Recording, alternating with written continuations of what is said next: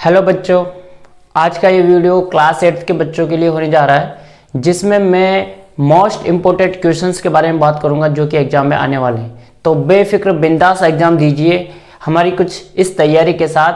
तो आइए शुरुआत करते हैं फर्स्ट चैप्टर जो कि है रैशनल नंबर। तो रैशनल नंबर से रिलेटेड जो भी क्वेश्चन है वो बहुत इंपॉर्टेंट है। यहाँ पर पहला टाइप जो ले रहे हैं वो है राइट एडिटिव इनवर्स।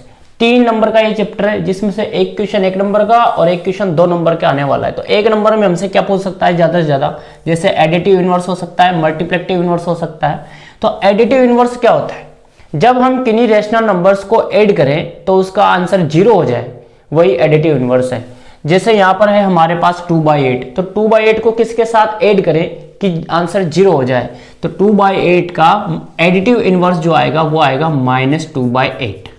याद रखना यहाँ पॉजिटिव है तो यहाँ नेगेटिव आंसर आने वाला है। -5/9 का एडिटिव इनवर्स क्या हो जाएगा? 5/9। अब इस नंबर को देखिए, इस रैशनल नंबर को देखिए, -6 -5 है, तो -6 -5 का मतलब भी क्या हुआ? 6/5, क्योंकि ऊपर नीचे माइनस है तो कैंसिल हो जाएगा। 6/5 का एडिटिव इनवर्स जो आएगा वो आएगा आपके -6/5। इसका आंसर -6/5। 2/-9 का एडिटिव इनवर्स क्या हो जाएगा? 2/-9 को आप चाहो तो -2/9 भी लिख सकते हो, और इसका एडिटिव इनवर्स जो होगा वो हो जाएगा 2/9। 19/-6 का एडिटिव इनवर्स होने वाला है -19/6, और इसका एडिटिव इनवर्स हो जाएगा 19/6। देखो 19/-6 को क्या लिख सकते हो? -19/6, और इसका एडिटिव इनवर्स हो जाएगा 19/6। ये हो गया एडिटिव इनवर्स। अभी मल्टीप्लिकेटिव इनवर्स में क्या करना है? तो मल्टीप्लिकेटिव इनवर्स होता क्या है? जब भी किन्हीं रैशनल नंबर्स को अगर हम मल्टीप्लाई करें तो आंसर 1 आना चाहिए। जैसे -13 है तो -13 को किससे मल्टीप्लाई करेंगे कि आंसर 1 आ जाए? तो देखो सिंपल सी बात है, -13 को आप -1/13 से मल्टीप्लाई कीजिए, तो माइनस इंटू माइनस क्या हो जाएगा? प्लस, तो ये हो जाएगा 13, और नीचे कितना है यहाँ पर? 13, तो 13/13 कितना हो जाएगा? 1। यानी -13 का मल्टीप्लिकेटिव इनवर्स क्या आ जाएगा? -1/13। ऐसे ही -13/19 का मल्टीप्लिकेटिव इनवर्स क्या हो जाएगा? -19/30। यानी कि आपको क्या कर देना है? नंबर को रेसिप्रोकल कर देना। 1/5 का मल्टीप्लिकेटिव इनवर्स क्या हो जाएगा? 5/1। चाहो तो 5/1 को आप 5 भी राइट कर सकते हो। अभी इसका मल्टीप्लिकेटिव इनवर्स कैसे फाइंड करोगे? पहले तो इसको सोल्व करना पड़ेगा कि -5/8 इंटू -3/7 है क्या? तो ये हो जाएगा 15/8 7 56। अब 15/56 का मल्टीप्लिकेटिव इनवर्स क्या आ जाएगा? 56/15। ये इसका आंसर हो जाएगा। -1 इंटू -2/5 का मल्टीप्लिकेटिव इनवर्स, तो इसको सोल्व करोगे पहले, तो माइनस इंटू माइनस हो जाएगा प्लस, और 2 1 जा 2, यानी कि ये नंबर जो है वो है 2/5, और 2/5 का मल्टीप्लिकेटिव इनवर्स हो जाएगा 5/2। -1 का मल्टीप्लिकेटिव इनवर्स क्या हो जाएगा? -1 का मल्टीप्लिकेटिव इनवर्स -1 ही रहने वाला है, क्योंकि -1 को -1 से मल्टीप्लाई करते हैं, +1 हो जाएगा। तो ये था एडिटिव इनवर्स और मल्टीप्लिकेटिव इनवर्स। 1 नंबर का क्वेश्चन आपके आ सकता है, इसलिए इसको इजीली हम कर सकते हैं, ऐसा प्रैक्टिस हमको करना है। अब इसके अलावा और क्या क्वेश्चन हो सकते हैं इस वाले चैप्टर में से? तो इस चैप्टर में से हमें रैशनल नंबर्स को मल्टीप्लाई करा सकता है 0 से। तो जब भी हम रैशनल नंबर को 0 से मल्टीप्लाई करते हैं, जैसे मान लो 5/7 को 0 से मल्टीप्लाई किया, तो आंसर क्या आएगा? 0 ही आएगा। और जब भी किसी रैशनल नंबर को 1 से मल्टीप्लाई करते हैं, जैसे मैंने लिखा 7/8 को 1 से मल्टीप्लाई करना है, तो वही रैशनल नंबर आंसर में आ जाता है। ये दो छोटी छोटी चीजें हैं। अब कुछ इंपॉर्टेंट प्रॉपर्टीज के बारे में बात कर लेते हैं। आपकी बुक में जो प्रॉपर्टीज है वो है closure property, commutative property, associative property, distributive property. तो क्लोजर प्रॉपर्टी का मतलब क्या होता है? क्लोजर प्रॉपर्टी का मतलब हो गया, अगर आप किसी भी 2 रैशनल नंबर्स को ऐड करोगे, सब्ट्रैक्ट करोगे, मल्टीप्लाई करोगे, तो आपको हमेशा रैशनल नंबर ही मिलेगा, a + b। यानी कि अगर 2 रैशनल नंबर को प्लस करोगे तो आंसर भी रैशनल नंबर आएगा, माइनस करोगे तो भी रैशनल नंबर, मल्टीप्लाई करोगे तो भी रैशनल नंबर। लेकिन अगर आप रैशनल नंबर को डिवाइड करोगे तो जरूरी नहीं आपको आंसर रैशनल नंबर ही मिले। जैसे कि अगर मान लो आपने 5 में 0 का डिवाइड किया तो आपका आंसर आएगा इन्फिनिट, जो कि रैशनल नंबर नहीं है। तो इन तीनों पे तो अप्लाई होती है, लेकिन इस पर अप्लाई नहीं होगी। कम्यूटेटिव प्रॉपर्टी क्या होता है? कम्यूटेटिव प्रॉपर्टी मतलब ऑर्डर चेंज कर दो। जैसे a + b का ऑर्डर चेंज करने पर b + a कर दिया तो आंसर दोनों को क्या आएगा? सेम ही आने वाला है। ये कौन सी प्रॉपर्टी है? Commutative property.